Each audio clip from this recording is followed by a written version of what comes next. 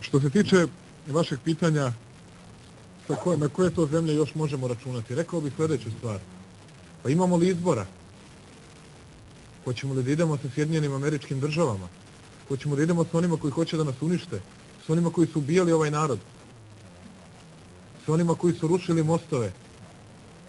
Da li to neko pokušava da ih amnestira? Ili pokušava da nas natera da zaboravimo šta su nam sve radili prethodnih 10 godina i šta nam i dalje rade? Ili hoće da kaže imamo neki drugi put? Nemamo. Ako hoćemo da sačuvamo svoju zemlju, ako hoćemo da sačuvamo svoju slobodu, jedini put nam je da sarađujemo sa zemljama koje to hoće da sačuvaju. I tu alternativa ne postoji. Oni koji žele da pokoravaju druge, oni su Amerikancima dobri. Oni koji žele da ih slušaju, dobri su. A oni koji žele da brane svoje ognjište, da brane svoju tradiciju, da brane svoj nacionalni ponos, čast i dostojanstvo, oni su krivi i zato moraju biti bombardovani.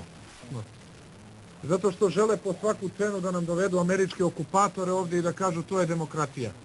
Zato su se oni našli ugroženi, zato su se oni našli prozvani. To je ono što je njima problem. Oni hoće da nas teraju da mi čekamo na travnjacima američke ambasade, ponesemo češalj i ogledalce od kuće, da se lepo ulickamo pre nego što nas šef ili šefica američki otpravnik poslova ili neki niži službenik pozove da uđemo unutra, da nam podele zadatke. Nekakvi gelbardi, nekakvi dobinci i tako dalje. Tako hoće da nas nateraju da se ponašamo. Nećemo.